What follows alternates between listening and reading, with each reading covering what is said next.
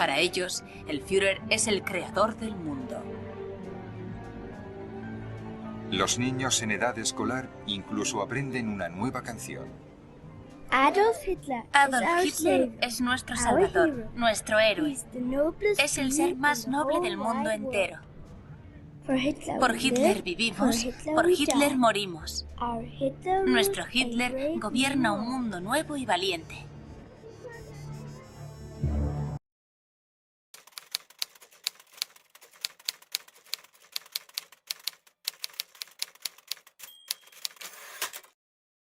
Mi nombre es Miguel Ángel Bravo Torres, estudiante de cuarto semestre en la Universidad Autónoma Latinoamericana en Medellín.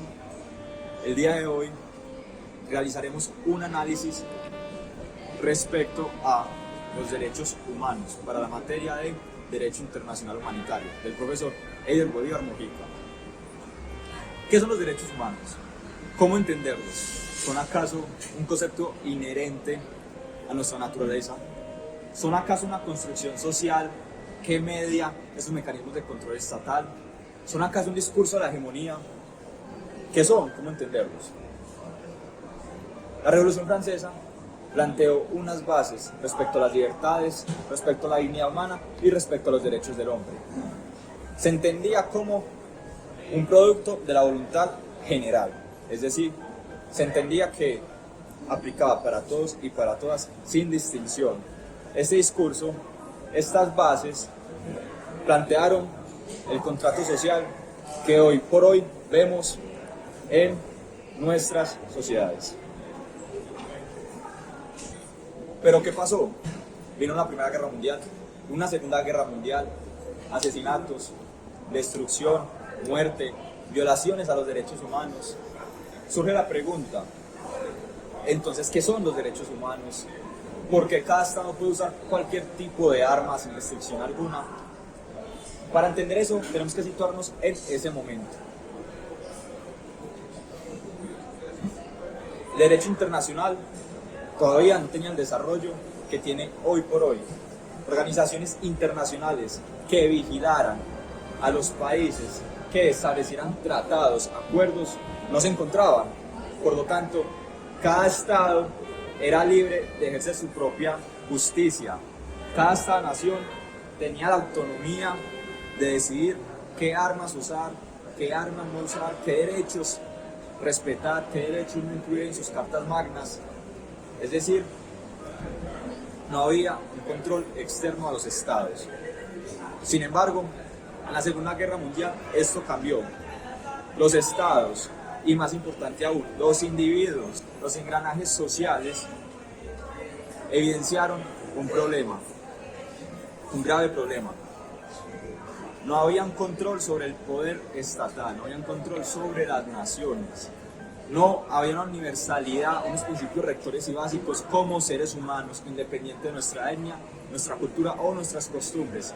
A partir de esto, en 1945, surge la Organización de las Naciones Unidas, con el fin de garantizar un cumplimiento de los derechos humanos a nivel mundial, de garantizar una seguridad, de garantizar una paz, de tener unos principios, de tener unos objetivos claros con cada estado. Surge la pregunta, a partir de una locución latina, ¿quién vigila a los vigilantes? Es decir, ¿quién controla un poder sin restricción alguna?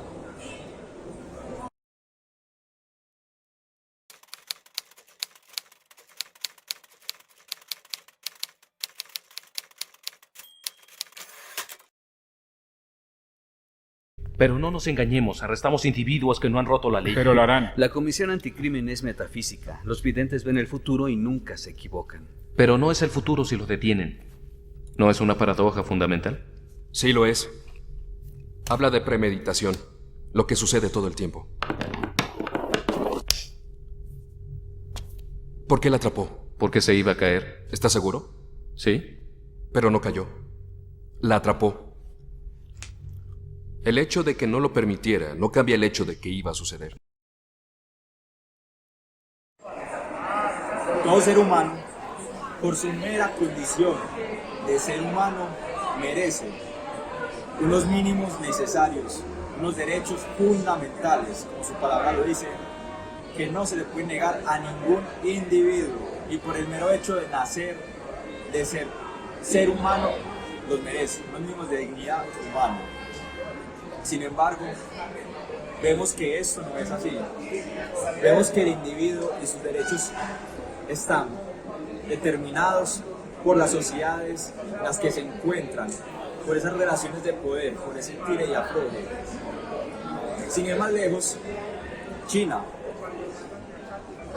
desde la década del 50, con la gran hambruna de Mao, con la muerte de más de 45 millones de chinos, demuestra cómo los derechos humanos se enfrentan a una barrera cuando las personas que ejercen el poder no los quieren reconocer o no los consideran necesarios para su desarrollo, para su gran avance, su gran salto. Hoy en la actualidad, las personas que habitan China se encuentran con una sociedad no muy lejana a lo que ya premeditaba George Orwell en 1984. Es decir, sociedades con un ojo que todo lo ve, con un panóptico que ya premeditaba Bocado, con un gran hermano que está ahí. Y se creería que están en contra de ello, pero no es así. ¿Por qué? No es mentira que como seres humanos, a nivel evolutivo, siempre buscamos la seguridad y la integridad de nosotros mismos y de nuestra comunidad. De ahí puede partir el principio de universalidad. Sin embargo, ¿qué pasa cuando esa seguridad, qué pasa cuando esa integridad se busca por unos medios que no son adecuados? ¿Qué pasa cuando invaden nuestra privacidad para dar lugar a esa seguridad? Esa es la eterna paradoja de los derechos humanos. Es decir, hasta qué punto el Estado nos puede controlar, hasta qué punto el Estado nos puede cohibir para también entregarnos. Por eso, los derechos humanos están ahí como ese medio que mantiene ese contrato social, como ese medio que no permite que ese tire y afloje vaya para el lado del Estado. ¿Por qué? Porque somos los individuos el engranaje de nuestros estados, de nuestras naciones y las organizaciones internacionales de los derechos humanos. Somos los individuos los que tenemos ese poder. Otro ejemplo claro de esa legitimación de la violación a los derechos humanos, con el propósito de alcanzar un fin mayor, de un pragmatismo, de una justificación de los medios con un fin, se dio en la Segunda Guerra Mundial, donde Hitler legitimó su ataque, su vulneración a los derechos de los judíos a partir de un progreso alemán, a partir de recuperar la economía alemana. Ahí nos preguntamos hasta qué punto el fin realmente justifica los medios. Sin ir más lejos, sin ir a recuentos históricos, sin ir a otras sociedades en Colombia, vemos cómo el mismo Estado legitimó en su momento los falsos positivos como un medio para dar resultados, para dar estadísticas de triunfo en la guerra. Aquí es cuando nos tenemos que preguntar qué pasa con estos estados, qué pasa con este poder.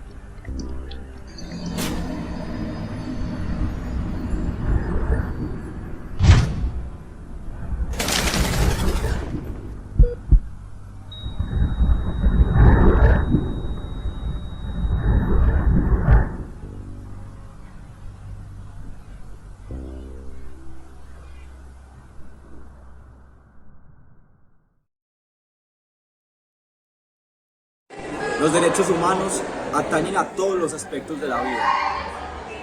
posibilitan a los hombres y a las mujeres tener una libre determinación de su vida. Y no solo son compuestos por derechos cívicos, por derechos sociales, por derechos culturales, también son compuestos por derechos colectivos, por derechos de los pueblos. Los derechos humanos permiten que esos engranajes, que esos individuos puedan avanzar, puedan constituir un progreso, que esa maquinaria siga en movimiento. Los derechos humanos son esa llave que abre las puertas a sociedades más justas, más racionales y más equitativas. Los derechos humanos se han conseguido, lamentablemente, con la muerte de millones de personas que han dado su vida por su progreso a partir de diferentes revoluciones que hasta el día de hoy no terminan. Los derechos humanos no son un concepto estático, son un concepto cambiante y que se transforma de acuerdo a las necesidades de las sociedades. Ahora viene la pregunta: si las sociedades tienen esa necesidad de protección, de paz, ¿qué pasa por ejemplo con el conflicto que hay en Ucrania? ¿Qué pasa por ejemplo con la situación que vive Venezuela? Sin ir más lejos, ¿qué pasa con la situación que vivimos en Colombia de vulneración de los derechos humanos, de los derechos del campesino, de los derechos de las personas que se encuentran en las periferias? Y no solo en las periferias, de las personas que se encuentran en las ciudades sin un mínimo vital, sin salud, sin trabajo y sin educación. ¿Por qué los organismos internacionales no interceden? Eso se responde a partir de la naturaleza de estos mismos organismos, que, como bien decía en el capítulo anterior, surgen a partir de una necesidad de control y desarrollo internacional. Sin embargo, tienen un principio, la autodeterminación de los pueblos, es decir, tienen un carácter subsidiario. Bien dicen en sus tratados, bien dicen en sus principios que son los estados las primeras instituciones que deben velar por el cumplimiento de esos derechos humanos y de esos acuerdos internacionales. Son los estados los que deben mediar por nosotros, por los individuos, que se dé un fiel cumplimiento. Entonces, sigamos conectando las ideas, sigamos entendiendo que las organizaciones internacionales dictan algo a los estados y son los estados los que deben dar a los individuos. Vamos entendiendo que el no cumplimiento de los derechos humanos no depende de esas organizaciones internacionales, depende de lo que hacen o dejan de hacer los estados. En este caso, en el caso colombiano, vemos un estado incapaz, un estado que no puede mantener el monopolio del poder, un estado que no puede asegurar mínimos vitales a sus ciudadanos. Vemos un estado que para legislar temas como el aborto o el matrimonio igualitario tiene que acudir al poder judicial, tiene que acudir a una corte constitucional cuando es evidente que debería ser su Congreso, debería ser su rama legislativa, como su nombre lo indica, la que estuviera legislando en torno a estos temas. Así, vemos un ejemplo claro en la sentencia C-577 del 2011 sentó un precedente histórico en cuanto al matrimonio igualitario, en cuanto a la evolución de los derechos humanos en un país como Colombia, un país puramente conservador y religioso, que establece la Corte Constitucional.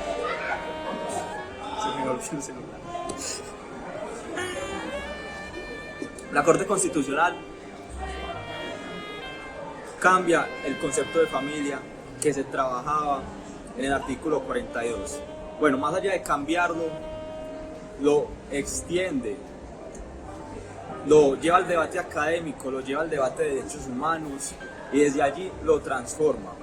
¿Qué establece? Establece a la familia como aquella comunidad de personas emparentadas entre sí por vínculos naturales o jurídicos que funda su existencia en el amor, en el respeto y en la solidaridad, y que se caracteriza por la unidad de vida o el destino que liga íntimamente a sus integrantes más próximos.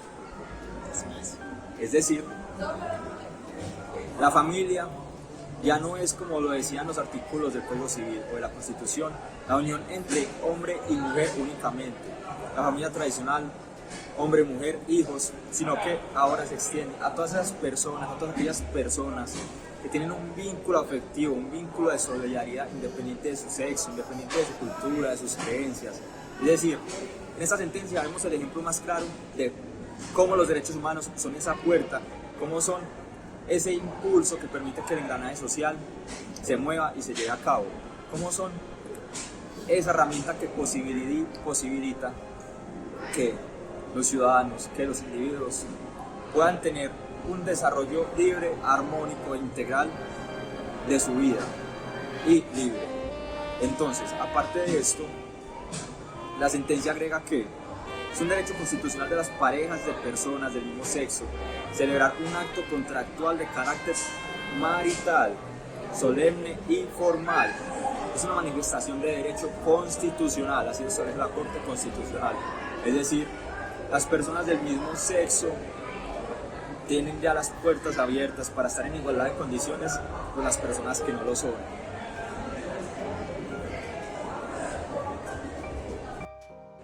Para concluir, los derechos humanos tienen tres características fundamentales: son universales, son interdependientes e indivisibles. Por lo tanto, para que esas características se lleven realmente a cabo, para que realmente haya una universalidad de los derechos humanos, como conclusión, es más una invitación. Somos nosotros, los ciudadanos, esos engranajes sociales, somos nosotros, esa base fundamental.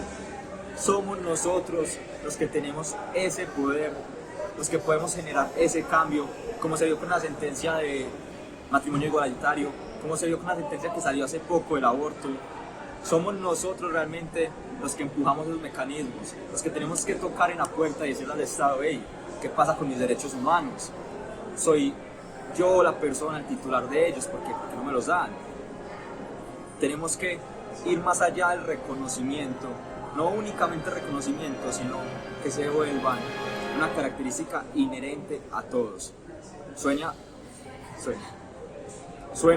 muy idílico, suena muy soñador, pero es posible. Es posible que los derechos humanos se cumplan y como sociedad podamos avanzar. Muchas gracias.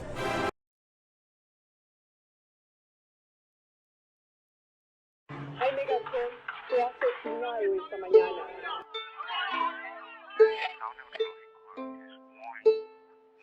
Sí, estoy luchando por aquellos que ya no pueden hablar.